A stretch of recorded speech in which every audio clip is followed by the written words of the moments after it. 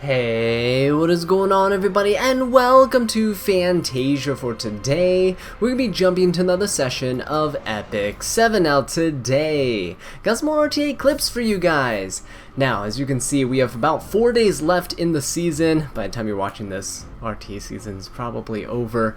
But I have a few clips I want to share with you guys. I've been climbing pretty hard lately, as you can see, and I'm matching into Emperor after Emperor.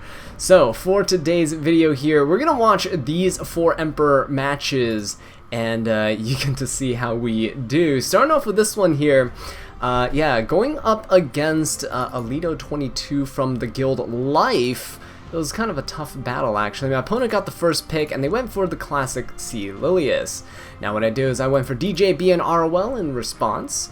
My typical response here, and they countered with a Spectre Tenebria and Briarwitch Iceria. Now, Iceria has been showing up a lot in my matches lately, and I've been having quite a tough time against her. So I went for Ed, and I went for a Senya. My Senya's resist, so if the Briarwitch is not built with effectiveness, then she will be able to not get stripped and debuffed, right?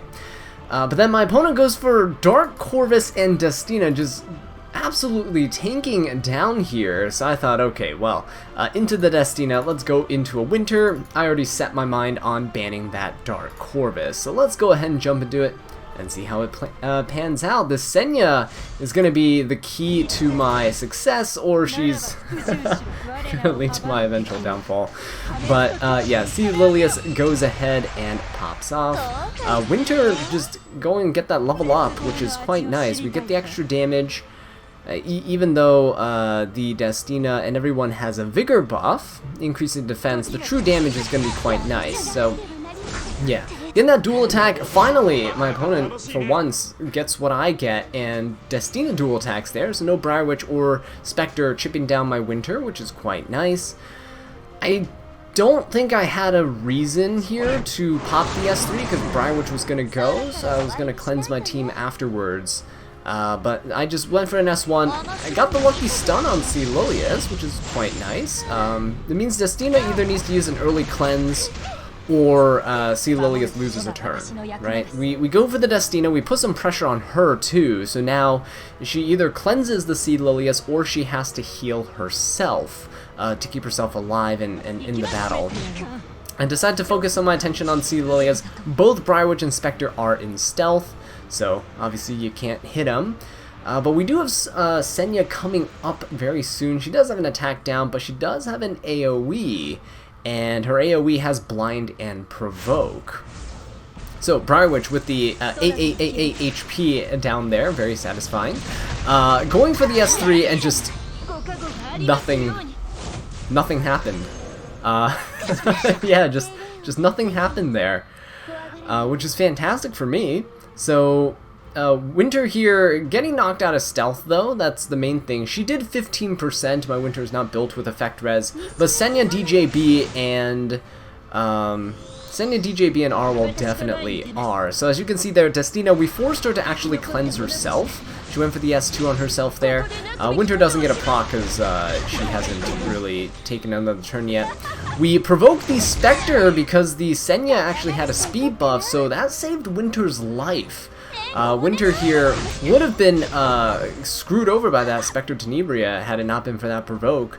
But yeah, we got the chip damage on the Briarwitch, which is also good. Got that blind, which doesn't really matter because she has hit chance as a passive. We got the defense break and the provoke. Now here is a crucial point. If my opponent goes for a Destina S3, we're going to be sitting in a really nice position. So there we go. She's going to be popping that. And she kind of has to because the Briarwitch on the other team prevents revives. So it's actually in my favor to just go and burst down and DPS down anyone that I can because Destina can't ever revive them. That said, she did pop her S3, which is on a pretty long cooldown, so we're going to push everybody up and just start wailing on their team. I really want to get that Briarwitch Iceria down as soon as possible. But getting rid of that C. Lilius is also really nice because she essentially turns into a dual attack machine with the Spectre Tenebria.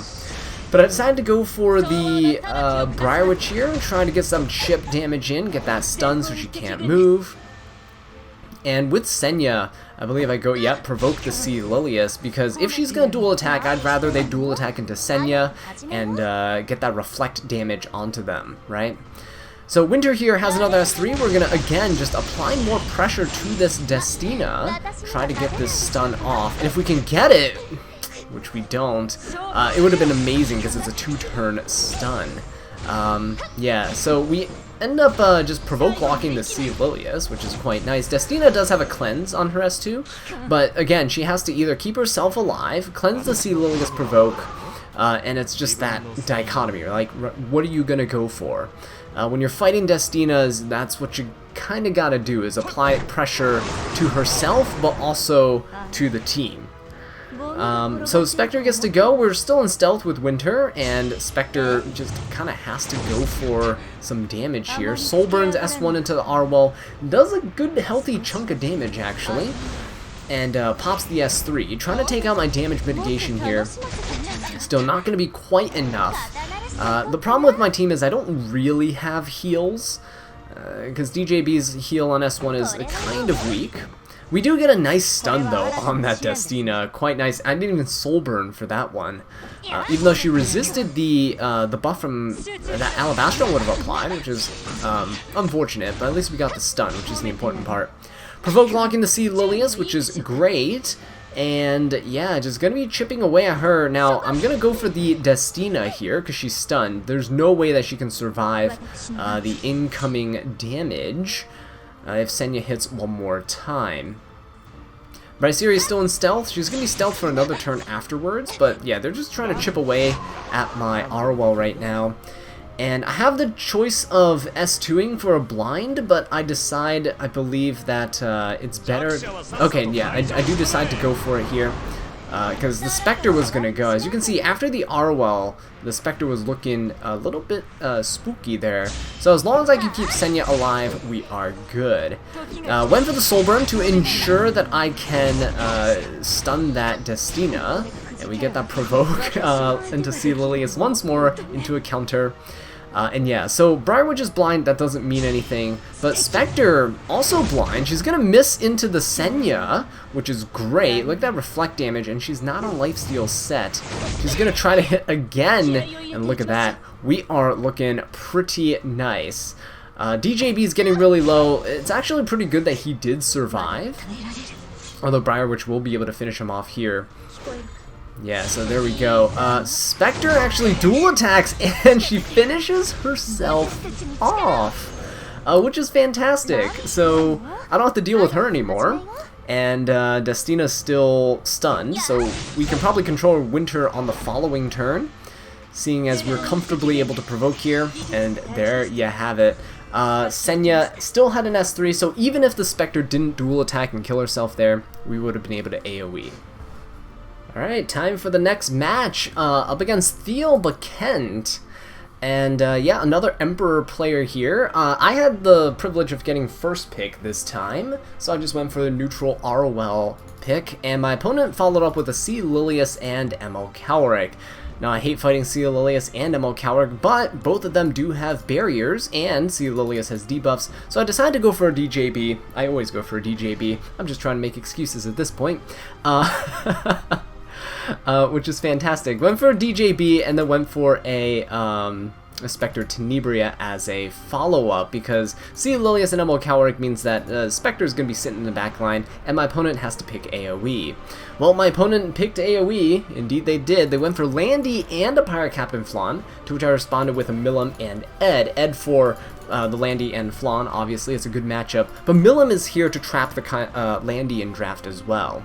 Pirate Captain Flan, if she debuffs the team, I mean DJB can push up and hopefully Milim steals the turn. As long as we pop the Landy, it should be good, because there's no real reach for Spectre afterwards. My opponent did pick Kisei into both my fire units, but I tend to draft to fight the first 4 on my opponent's side, so just ban the Kisei as the last pick, and we're comfortable going into this match. So starting off here, Sea Lilius takes the first turn, and boy does she press buttons. So S3 coming out, which I do appreciate, because DJB on Eternus pushes up, and we get to cut. And now C. Lilius is gonna, you know, have a chance of provoking. He actually does get the provoke, which is insane. My 260 plus resistance on DJB means absolutely nothing. I believe this guy was on Circus Fantasia, which gives a ton of effectiveness to warriors, which is why she was able to get that provoke there. It's not 100% provoke, I'm pretty sure, but and a pretty good chance of doing so. It definitely wasn't like a you know, 5-10% chance of a provoke there. The Pirate Captain Fawn went for the Milim, and luckily, because my opponent got lucky with their hit on DJB, we got lucky with a resist on Milim. No bombs, no stuns, and now what we can do is go for the ML Cowrick here, because he had already popped his S3, so there you go. He gets stunned. We do take the turn with Milim, and we do have souls. So I dispelled the stealth from the Landy, and I believe, yeah, there's no reason not to just go for a soul burn here. So we punch the Landy in the face, and we get the attack buff. Kind of offsets the attack down that is on our Milim, and we just go straight for the S3. Now, the S3 gives us evasion, which doesn't really help against Pirate Captain Flan, but seeing as we have a Spectre Tenebria on our side, it's looking pretty good. Let's go for the S3 here. Hit the ML Cowrick, try to stun him once more, because he is just such an annoying unit. Definitely not someone I want taking turns. So, see, Lilius gets to take another turn here. He gets to dual attack, so if he wants to hit the Milim, that is very fair. So, but he goes for the Arwell instead, and actually steals the barrier from her. Unfortunately, didn't steal the escort buff. Otherwise, Pirate Captain Fawn would be taking mad damage. Yeah, see there? She didn't steal that escort buff, which would have been pretty funny if she did. She would have died so much faster that way. Barriers on both units, though, because he stole the barrier from my Arwa. I decided to barrier invert. They 15% the blind, but it's okay. We're still gonna push up with DJB to get the immunity on everybody, so the Pirate Captain Flan can't S3. Not sure why she didn't S3 on the previous turn, but that is fine by me. We're gonna take the turn with Arwell, and then Milim's gonna follow up. So we're gonna strip the speed buff from the C. Lilius, which helped so much because it allowed my Milim to cut. And now we just go ahead and punch the Pirate Captain Flan in the face, and we're just waiting. So Milim has 3 buffs here. It is very unlikely for a Pirate Captain Flan to steal the evasion buff. So that is pretty nice. Yeah, go for the damage here, and Spectre is hitting like a truck now. Pirate Captain Flan still holding her S3. I mean, at this point everyone had immunity, so there's nothing much that she could have done. In the end, I think we did alright with our team, even though DJB didn't get to cut and open like we had hoped for. Alright, we got our next match over here against this Chinese player, and they had the first pick, so they went for C. Lilius. We retaliated, of course, with our standard Arwell and DJB. But then my opponent pulls what I haven't seen in quite a while, which is a cleave. They went for Spectre Tenebria, which I thought, okay, well, they're still playing kind of a, you know, aggro standard type of draft. And then they follow up with a Ron, and I was like, oh boy, we have to quickly pivot here, because C. Lilius and Ron means I can actually go and get anti-debuffers onto my team, so we can go for Dilibet and Ed, which means that C. Lilius and Ron can't press buttons, right? Dilibet will be able to cleanse and push herself up, and then push everyone else up and cleanse the whole team. Ed would be able to punish my opponent directly by just attacking them with his counter, inflicting some debuffs on the opponent's team and whatnot, and pushing himself up to deal more damage. Now my opponent went for the Politis and the Ida, and Politis here would be the ban because she prevents my team from pushing up. Now knowing that I was going to ban the Politis, I just went ahead and slapped Sage Ball in here, and yeah, that just pretty much sealed the deal because Sage Ball, Ed, and Dilibet and DJB all rely on pushes, so yeah, Politis being the ban there was a no-brainer. My opponent did ban Dilibet, which I was a little confused by. I kind of understand it's hard to pick a true ban there. So my opponent's just trying their best to push up this Ida. He's going for the Ron S2, and then yeah, at this point he can't S3 because that would put debuffs on Ed. And he's just thinking really hard. Ends up going for the Ed, gets a really unlucky dual attack, and we got a lucky crit, provoking the Ida. Yeah, it was pretty much over at this point. Sage Ball would have cut anyway. So we sleep the Sea Lilia, sleep the Ida, and the Spectre Tenebria wasn't really going to do all too much. We're going to tank up quite a bit here, even though she has all those souls. So Ed, we can go for the Sea Lilias. She's the only safe play here to deal damage onto. Ron and Ida are both ice, and I don't really want to waste Ed's S3 on them, especially because Ron's asleep and Ida's provoked. So DJB gets to take the turn. I'm not going to push up the team because I don't want Ed to get immunity. That way Spectre can just finish him off. But we are going to finish off the Sea Lilias with an S3. It's going to deal quite a bit of damage there. So down she goes, and we get a very nice barrier on everybody. So Spectre gets to take the turn. Really don't know what she can burst down at this point. So going for the DJB, we're resisting. Obviously, there's no way a Spectre's debuffing the DJB there. He goes for a really greedy play and just hits Ed. But the 75% poison chance doesn't proc, and he goes for an S3, I believe, onto the DJB again. Yeah, he should have concentrated all his hits on one unit, but even then, I don't think it would have taken him out. And, well, that was it. Yeah, a little futile attempt by the Spectre to try to salvage the match. And, well, as much as I love cleavers for how fast the matches are, I also kind of like fighting the same players again, especially when you kind of know their style, except this guy kind of threw me for a loop. So Theoba Kent is back again, and this time I have the first pick. So I just go for an Arwell, and my opponent ends up following up with Sea Lilias and Emil Cowrick, same thing as before. But instead of going for a DJB, I just go for a Lionheart Sirmia and Destina.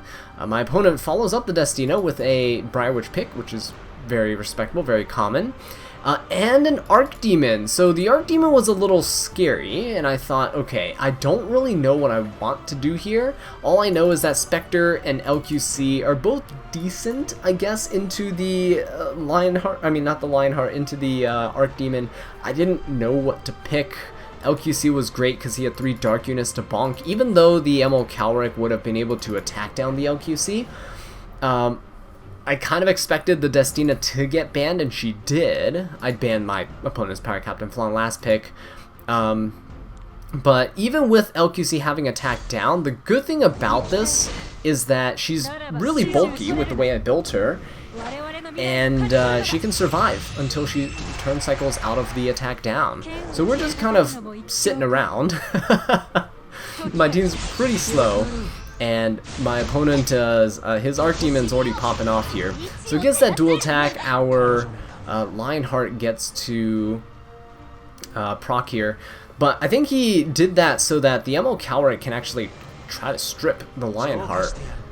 So he goes for the S2, gets a full strip. We resisted the attack down, but the important part was that we lost our defense buff.